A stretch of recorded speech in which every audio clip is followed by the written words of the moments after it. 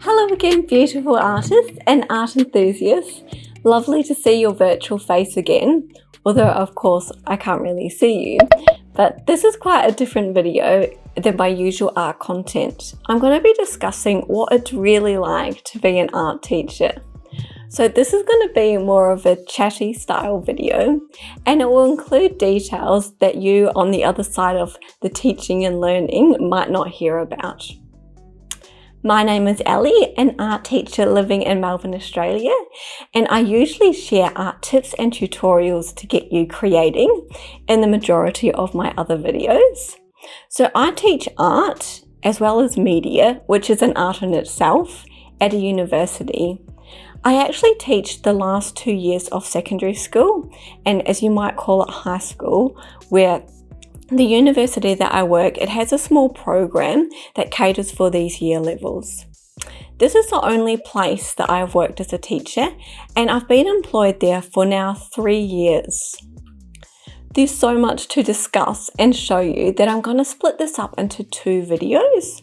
So today I'll be discussing what I assume the majority of you came here to see, is what I actually do in my day as a teacher.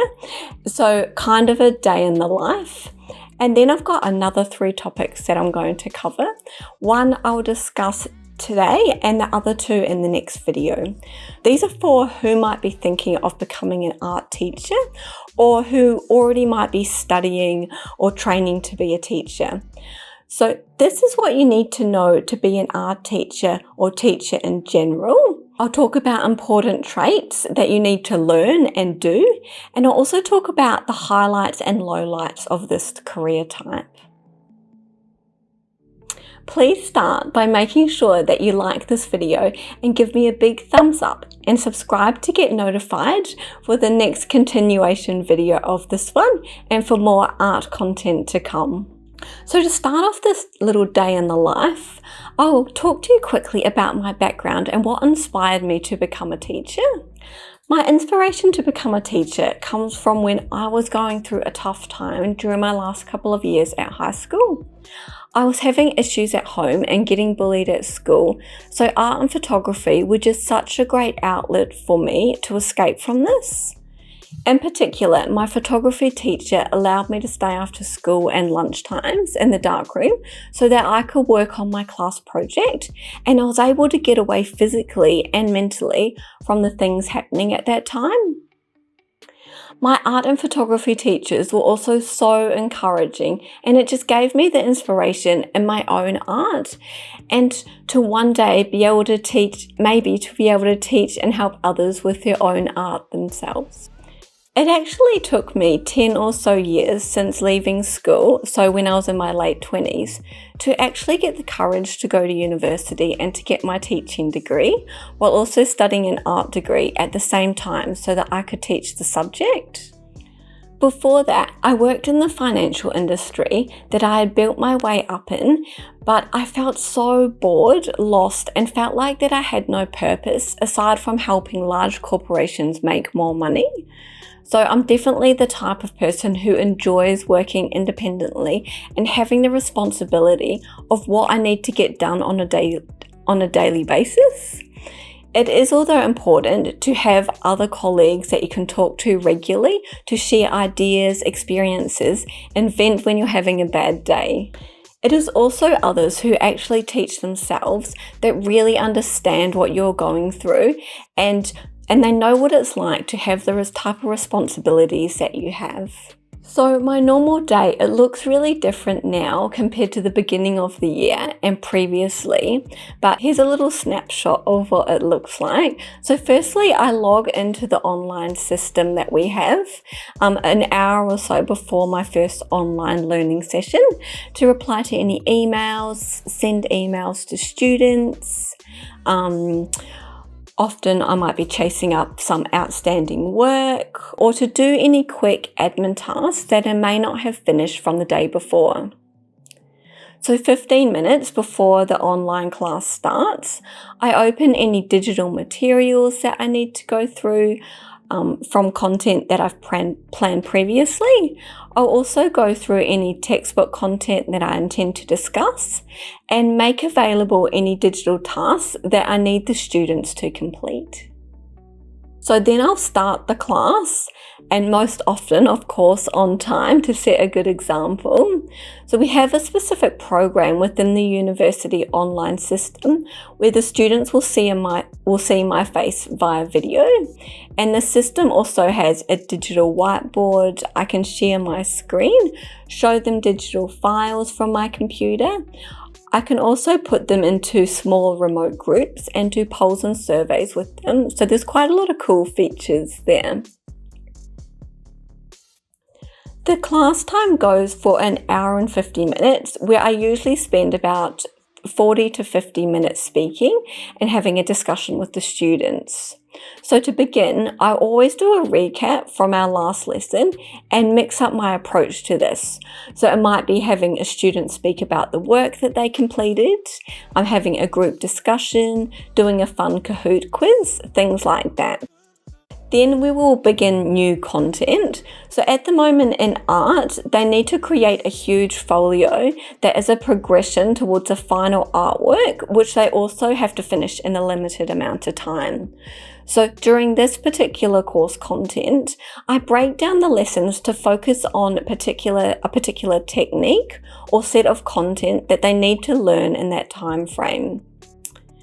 As they get to choose their theme, the subject matter, the materials, and the techniques that they explore in their folio, I show them plenty of examples and provide set tasks to give them a structure where they can achieve a particular outcome. So for example, here is a task that I set that contributes to their folio process with what they produced. As I only speak to 40 to 50 minutes, the rest of the time is spent then for them to explore the particular technique or content that we've gone through and applying it by completing a small task. So while students are completing their folio work, I do the class roll, I answer any questions via email or the online system about the task or content, and then I begin preparing content for our next class. So I only teach 3 different classes 2 times a week. So technically I work part-time hours, so about 20 hours a week. However, when it's marking period, and this happens quite a few times in the year, then I'm pretty much doing equivalent to full-time hours. So as this is quite time consuming. So after I complete any additional admin tasks that I need to do, such as spreadsheets to fill in, writing the online module for each lesson, attaching relevant documents for students, question sheets, etc., and also filling in special authentication forms from educational governing bodies, all of the official stuff that needs to be done. And to be honest, the amount of admin work in this job and I'm sure most teaching jobs is quite ridiculous, and it's probably my least favorite part, but I don't find it too bad if it serves a purpose. But yeah, sometimes things do seem a little bit unnecessary. Lastly, there is marking, and I would say that this is the most time-consuming task, but this is probably because I spend a long time reading the work and I write large paragraphs as feedback. I just remember from my uni days how much work goes into these assignment tasks, and I can often see how much effort that my lovely students have put into it and how they've really tried their best, and I just love this. So my favorite content to mark, of course, is art folios and artworks, as well as media productions. And these are usually films or photographs and media folios because I teach media as well. And I do count myself very blessed in the department of marking. Instead of having like 30 essays to mark, say if it was an English class, etc. So working remotely, it does save a lot of time in some aspects, as there's no behaviour management and that students aren't really distracting each other's learning or even me teaching. However, it does take more time than ensuring that I use many different learning techniques to deliver the content and to make sure that I'm always clear and everyone understands. So I have noticed that some students have become like disengaged because this is a practical subject and it's not always suited for someone being taught via a digital screen. So of course, it wasn't the choice of me or the students themselves at this time. After my first class in the morning, I'll have my breakfast and then I'll go to my next class not long afterwards. I'm repeating the same pattern that I just did, of course different content for a different class.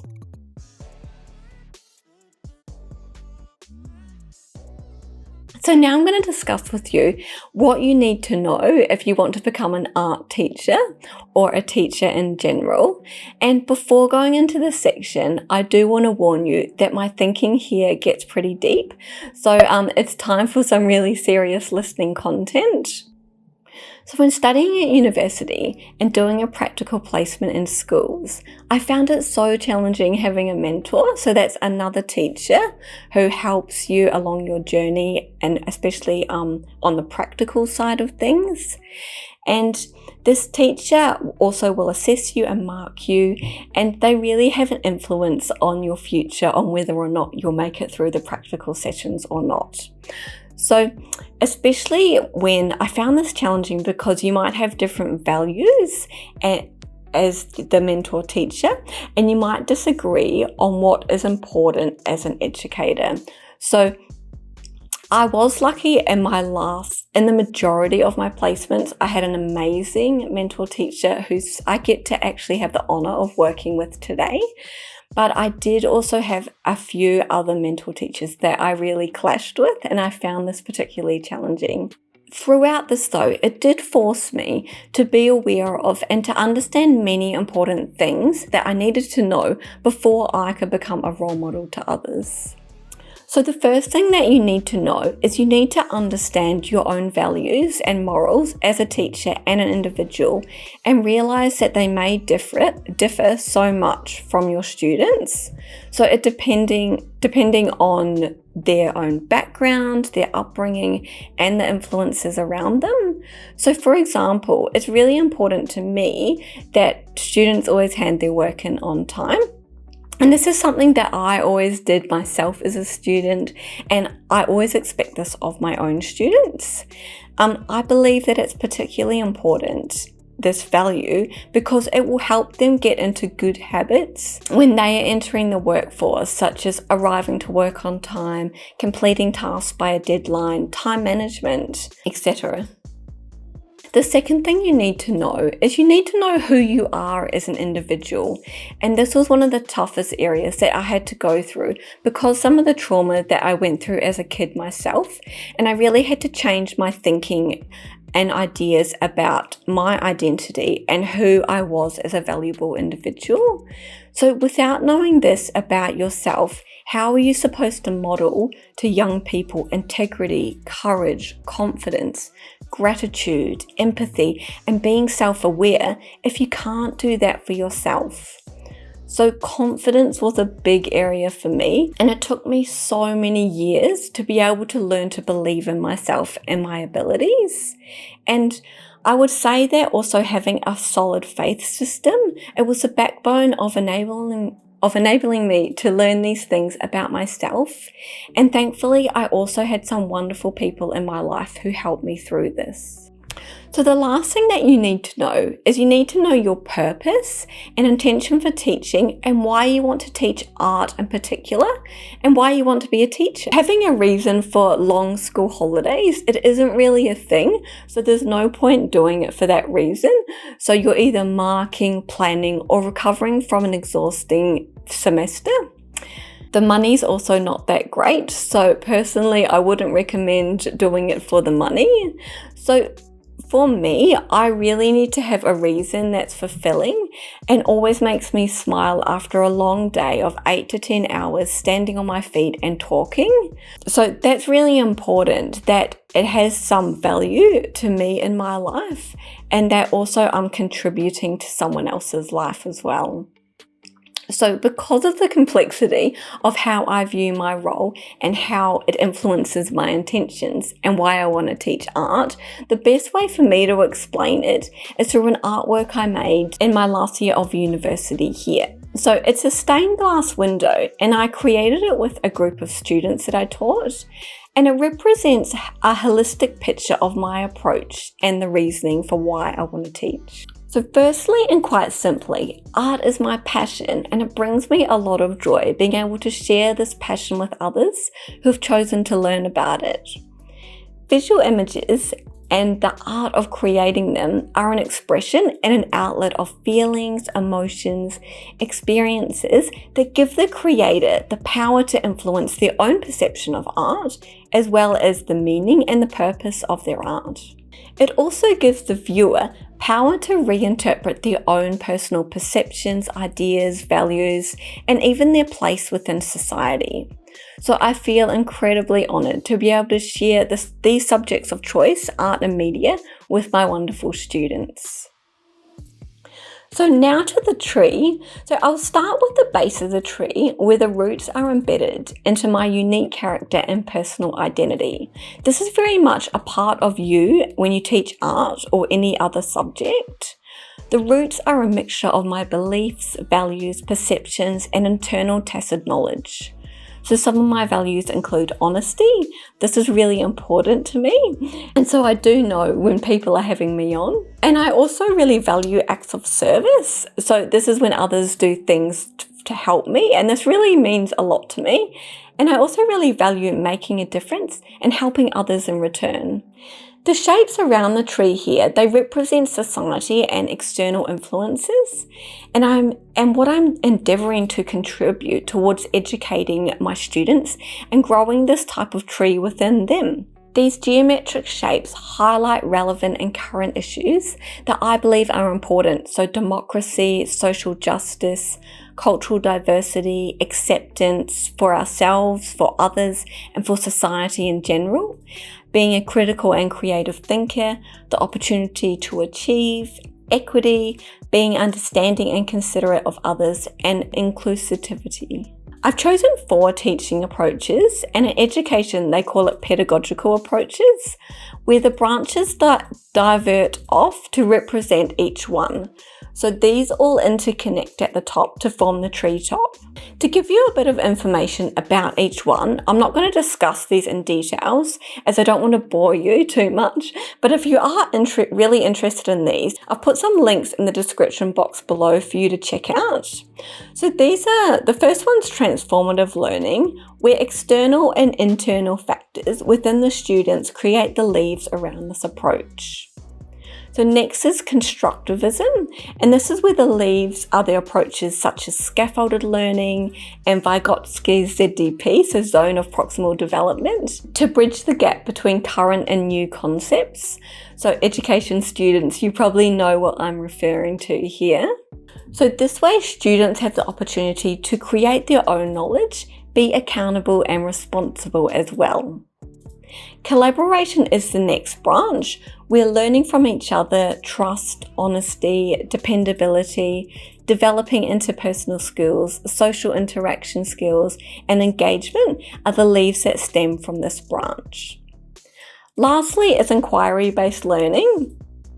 To develop critical thinking and reflection, so using Bloom's taxonomy, higher order thinking skills, and agency and power to express their ideas and opinions. The tree trunk here and its branches is a continual process of curving, moulding and changing as I change and develop as an educator and as my students change as individuals. Overall, my aim is to contribute towards growing the beautiful young people that I am honoured to teach to become confident and creative individuals who feel that they have the freedom to be who they were made to be, where each person is responsible for shaping their own values and beliefs, as well as those in our classrooms, schools, institution, and our society. I hope you enjoyed our little chat, and I hope it's given you an insight to life as an art teacher. If you have any burning questions, please ask them in the comments. Also, let me know if you would like to see this type of video when I go back to teaching on site on campus. I just don't know when this will be. And please remember to like this video, give me a big thumbs up, subscribe so you can be notified when the next half of this video is coming out. It should be within a week. And take care, and I will see you again very soon. Thank you so much, and goodbye.